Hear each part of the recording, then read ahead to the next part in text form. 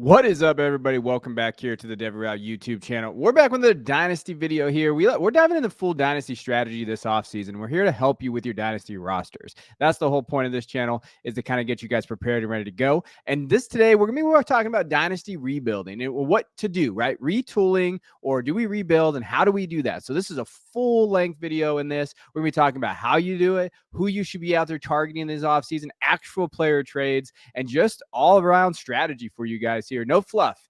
There's all substance here, no fluff. That's what we're trying to do here to help your league and help you try to win your league. And that's the whole point here. So we're going to be diving in full strategies here on this video. Hit that like and subscribe button, and then we'll talk about how to rebuild your Dynasty squad on the other side of the intro.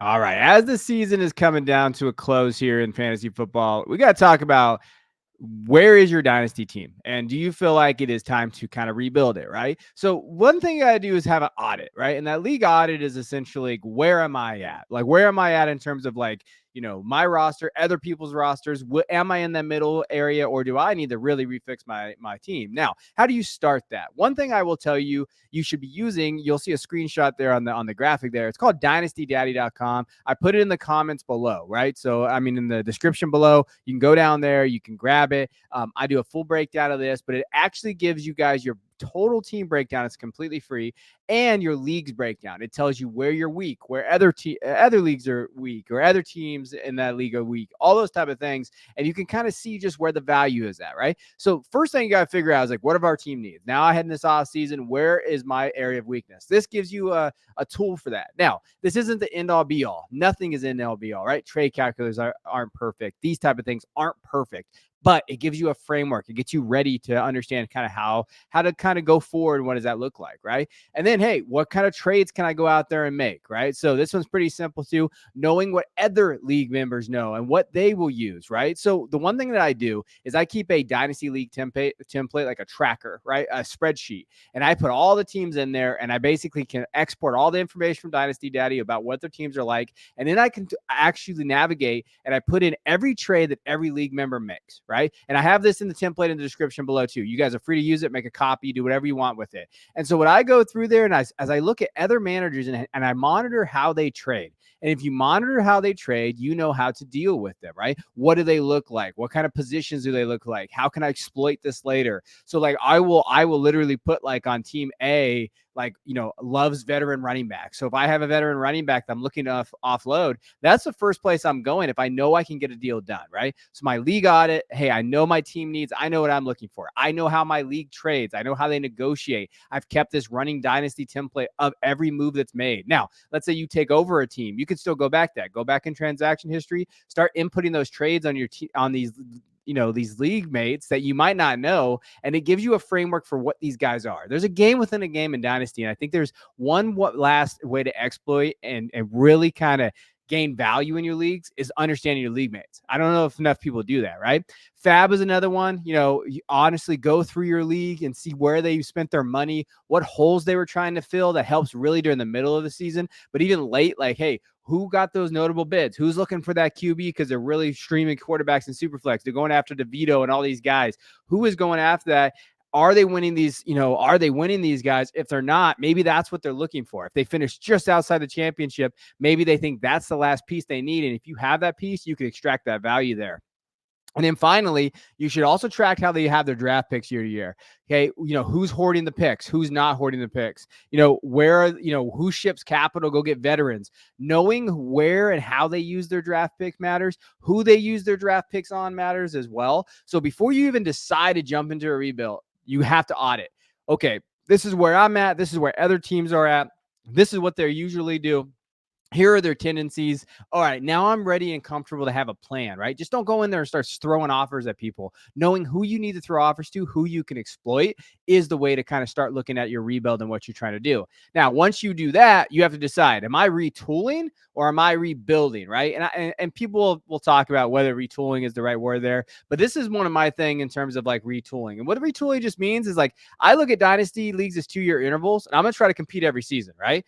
This strategy implemented, if you find yourself in the middle of the pack, but you feel like those few moves that you have can push you over the top. So if you're going to retool, it's like, hey, I'm just going to go out and just kind of revamp this roster. Didn't quite make it out. It was like you lost in the first round of playoffs, but it's not a complete teardown, right? Or you just miss out on the playoffs. I think I can go get it. That's what retool means. Now, rebuild, that's obviously you want to tear it down. You're going to have that complete teardown. I don't love it. I think it's risky to do that. But we'll talk about kind of if you decide to go in and do those things, you have to be patient. Like being a full rebuild, you're going to have that constant management, constant offers, and patience in there. Retooling is a little less patient, and you can kind of really go for it each and every year. Now, how do you decide which one you're going to do? First, go to Dynasty Rankings, either here with our Patreon, Football Guys, or wherever you want to go. Keep Creative Cut, it's free, all those things. And just kind of count and look and see how many players you have in the top 24, right? That's good. That whole idea of consolidating depth and ideas of like, how many guys do I have? What are my elite top 24 athletes do I have in there? And if you have enough, like if you have about 6 of them in the top 24, you're ready to go. You're ready to compete. Now it's just time to look for those veterans and fill in, right? And 6 is a very arbitrary number. But if you have elite guys at elite positions, you're ready to go compete, right? Don't rebuild. Don't give up your elite asset for nickels. Like that's not what we do. Go and try to retool. Look at ADP now, too. Like as people do mocks, we've done this channel. If you find your guys really being high up in ADP, there's no reason to completely rebuild or retool. Those are the guys you want anyway, right? I think too many managers get in that mindset of like retool, like completely rebuild is getting rid of all your good players and young players. And just anytime there's value, that's not necessarily the right strategy. Sometimes you have to look at it and say, hey, I just need to move a little bit of pieces here. Now, understanding premium positions too, like understanding like when you what are your premium positions in the league, your tight end premiums. If you hold those positions, you keep those, right? Don't move these these assets for unproven just draft picks. And I will say this, like dynasty managers have become more intelligent when deciding on selling draft picks. So it makes them more valuable. So if you're retooling, but you still have your first, right? But it's sitting in that 6 to 8 range, that actually becomes more valuable because people think that like, hey, I can turn that pick into gold every single time. But more than not, it turns into Quentin Johnson, right? Disappointment. Jameson Williams, those types, right? So if you're sitting in the middle of the pack, you might be able to get an elite dynasty player, like a Jalen Waddle, for example. I'm going to go through some players that you can maybe target for your kind of retool that you wouldn't be able to get otherwise, but people love picks. And instead of you just hoarding those picks, I do think there's value in looking for guys that kind of retool with. So understanding where you want to go and what direction you take. Don't take both, though. You got to pick one. Hey, I'm going to retool, try to kind of manage this and get as many pieces as I can to where I can go compete these veterans, or am I going to completely tear this down and do rebuild? Now, as far as like some targets that I wanted to kind of go over. So if you're going to retool that roster, what are some targets you can go into this offseason? Now, when I say retool, remember, I'm looking at a 2-year window. Christian Kirk, I think fits. I think that if they move on from Ridley, I think that Jaguars offense really needed Christian Kirk this year. And we saw that. I still think he's going to earn targets. And when you're retooling, you're not looking for like expensive targets.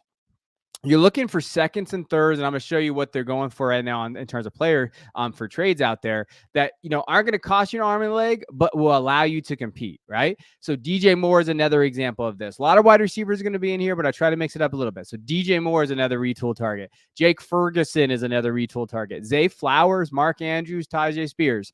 Not necessarily going to completely shift in value to where you're going to get a ton back, but these are guys that can kind of put you over the top, right? Jake Ferguson has found himself in a nice role. If you don't want to pay up for a guy like Mark Andrews, then you go get Ferguson and hope he kind of shoots up in value. Zay Flowers, here's the one with Zay. I know some people have talked about him. I don't necessarily think his dynasty value is going to shoot up or shoot down. I think he's wide receiver 22 right now, but I do think his role is going to increase. I think that maybe they move on from OBJ. Maybe Bateman's not there. Maybe they kind of shift. Remember, this coaching staff drafted Zay Flowers. They're going to get him involved. So Zay is a fun retool target. You're not going to get him for cheap, but you can get him, right? Tyjae Spears, I think, is going to take that next step. So if you're looking for a running back to buy, that might be that one, right? Now, as far as deals for all those guys, I found one deals that I like for each one. Christian Kirk for Courtland Sutton. Now, this happened this last week. We could be talking about like a non-dynasty league or a non-dynasty trade line league in a dynasty league where they just don't have a trade deadline. So guys competing, looking, go for it. But if I can give up Sutton for Kirk, I'd probably do that in a heartbeat. DJ Moore and Debo for a second. I think this is an interesting deal. Remember, you're retooling, so giving up that second's not too big of a deal. If you think Debo is going to really kind of come down and maybe not be on that roster next year, really like DJ Moore there. Zay Flowers for Isaiah Pacheco, Noah Gray. I mean, I would take that. I love Isaiah Pacheco. I think he is a buy. But if you can get a guy like wide receiver like that and you can churn out that running back spot, not a bad deal. Ferguson for Raheem. Again, you can get a young tight end for an aging running back. Do that every time. Mark Andrews for Rachaad White. Again, this really depends on your league, right? This probably happened this last week. Guy's going for it. He's going to give up Mark Andrews, right? So remember, this is all league dependent. Just trying to give you context. Then Tyjae Spears for a second. You're going to re-roll that second, right? So if you give up Tyjae Spears, you're expecting to get a better running back in the 24 class. If not, you're saying, hey, I think this role could be good for him. I could see him breaking out if Derrick Henry moves on. I'm going to bet on Tyjae Spears. Now, as far as rebuilding targets, now when we think in a rebuild, remember you can pull this off, but like I said, you got to be active. You got to understand you set the market first, right? So when this offseason happens, if you know you're going to rebuild, understanding market, I'm going to show you how to value things here in a little bit. So understand that. Understand too, though, like, you don't have to necessarily always diversify in terms of like picks. So like you can go get 2024 picks. That's fine. Right. But I would add 25 and 26 picks. I think 25 first are probably the cheapest they're going to be right now. It's closing though. It's soon. It's going to be closing once we get into March, April. First to be expensive again, right? In the 2025 class, 2024 are always going to be more expensive. 26 class though, like the thing about first when you're rebuilding is they always have value, right? No matter what, because it's the mystery box, right? It's the Family Guy mystery box. What's in the box? Well, people think it's going to be gold every single time. So as you have those first and 26 first, if you have an underperforming team that finally pops off the next year, that gives you capital adding, right? So you suddenly turn from a rebuild to a retool to now you're going to sell your picks and now you're a contender, right? That's how those work. Bryce Young, I think, is an absolute smash in terms of what you're looking for in terms of the quarterback position of a buy low. Not a ton of buy lows, right? Like on the retool, I probably could have mentioned like Kirk Cousins and those guys, those older quarterbacks. I think that's a way to go. But if you're rebuilding, Bryce feels like he's quarterback 17, 18 right now in most people's rankings, a fun little grab. Josh Downs could have a fun role with Anthony Richardson. Hasn't had the great end of the year that we expect, but not really a one. Needs Michael Pittman there, but could kind of take that next step. Jameson Williams again, Quentin Johnston again. Some of these wide receivers that maybe you think are going to break out and have that role. I think Jameson Williams has earned a role. Whether that's a fantasy role, I think is yet to be determined. But expectations, I just can't quit Jameson Williams. Some people really believe in Quentin Johnston. If you don't, then just move on. Godwin is another one, and I'm going to mention Godwin because it doesn't necessarily have to be just super young, right? Godwin's a guy that maybe could move on to another team next year. Or, if you have an older player, like, for example, like Keenan Allen or one of these guys, Stephon Diggs, that you're really struggling to move off of and you're completely rebuilding, sometimes you're not going to get a first or a second. Go get proven production like in a Chris Godwin where you can still move Godwin for the next couple of years. You're not losing too much value back. That sometimes is a fun move too. So that's why I'm also put him on rebuild targets. When you're thinking of some moves out there, so Terry at a first for Travis Kelce. So like, again, that's how you can get a first. I don't know if you can get that for Travis Kelce. You might be able to. He looks like his decline is inevitable, but you never know. You can float some offers out there. But even Terry in a 25 second, I probably would do that. Bryce Young in a fourth for Will Levis. That actually happened in a deal. And if someone loves Will Levis, you can go get Bryce Young. I don't know whose tools you want to, bet on there. Downs a second and a third for Tony Pollard. That's perfect deal for a rebuilder. Always try to get picks thrown in. So if you're rebuilding, try to even the force, right? I know everybody's going to talk about like Puka Nacua and those type of things, but the more you can grab, like let's say you grab 2 fours, you could consolidate those picks and get a third, right? In the draft or whatever you're going to try to do there. I think that's a great deal there. Jameson Williams for David and Montgomery. Fun for a rebuilder for Montgomery. I mean, you can pick any kind of wide receiver you want in that tier with Jameson Williams if you have Monty.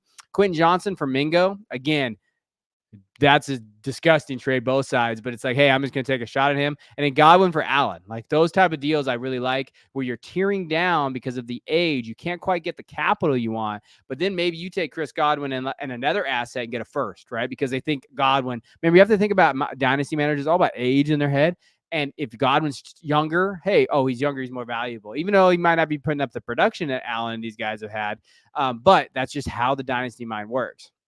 Now, this is a great chart by EK Baller, a great guy. He created this a long time ago. I always like to show this to people out there, especially new dynasty managers, when your league has the most value, right? So this is a good time to pause this video to just kind of look at it and when your picks do. So you'll see at 5, it means a sell picks. You're going to see that your picks are going to be probably the most right around combine, March, April, May, in that range, right? That's when these people start getting excited. People in your league is going to dial back in during the Senior Bowl. So February is when you're really going to be dialed in.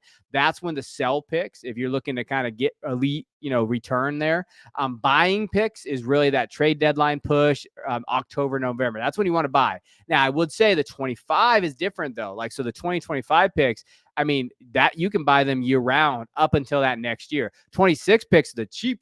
So you can go get a 26 pick thrown in for especially a contender that thinks he's going to go win it next year. And things happen. They lose those guys in injury, and you see that value really dip there. So this is a great cycle of pick the player value that you guys should all know about, because now it's not perfect, but it's as good as it probably can get in terms of what the average value is of your leagues as you go throughout.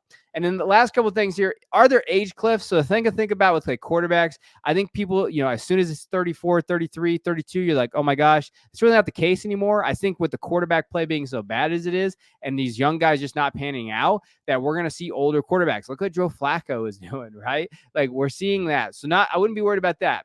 The thing I look at age cliffs, like running backs, most people say 25, first contract. I was always a guy, and I still am. I still believe this, that you trade a running back before his last year of his first contract, because that's when the optimal value is, right? Wide receivers, 2017 tends to be the year. Tight ends, it really depends because we haven't really had anybody outside of Kelsey, but usually 29 is when you start seeing those age cliffs. Now, when I look at age cliffs, though, I'm talking about value drops, not production drops, right? Assumed value drops. Now, this is what I think with running backs. Right now, there's a shift in the running backs in the dynasty market. What I would say is this: sell your running backs early, 24, buy them back when they're 28, 29, when they're going to get that production, right? There's a ton of veteran running backs coming on the market this year. Pollard, Eckler, and Mixon probably will be on the market again. Henry, Jacobs, those guys are going to be cheap right now. All right. And you can add those guys, but you could have sold them 2 years ago for legitimate and then just buy those veteran running backs again. Lenny, 2 years ago, right? So thinking of running backs in those age cliffs, think of it not as production dips, but as value dips, right? So as you get close to those value dips, move off of them, right? Move off of them a little early, find where that value is going to be. Wide receivers, there's a lot of good wide receivers you can grab 30, 31, 32 years old for very, very cheap. So, when you start getting in those elite assets, getting 26, you might ship one, right? And get some value, and depending on where you're looking at what position you need. And then some general advice, just to kind of wrap this up, try to get as many picks as you can to acquire, get those thrown in, right? Look for those 25, 26 picks now, try to consolidate picks, get those thirds and fourths thrown in, because there's always value to be had. Squeeze as many thirds and fourths as you can. Don't let it end the deal, but just do that. Remember, when to add running backs, when your team is ready to compete. When you do that audit of your team and you need those running backs, add them in August, September. You can really, really add them then. You don't need to add them in the offseason. Do not add them before the NFL draft. Wait till all that stuff pans out. You might take a little bit of a value hit, but not so much anymore because of the way the running backs are getting valued out there. And in rookie draft advice, the biggest thing is wait till you're on the clock. Do not trade picks before then, right? Because there's no need to. Wait till the day before your rookie draft. You're sitting there at the 103. Somebody wants to move up. That's when you pounce, because the activity of your league only gets more as the rookie drafts come. Do not sell picks before then, right? You could try to buy picks before then because they're going to be cheaper, but don't sell picks before then in your leagues. Hold. That's the hardest thing about rebuilding or retooling. And when you're deciding to sell picks or buying picks is when that value is, right? Look at when the value is.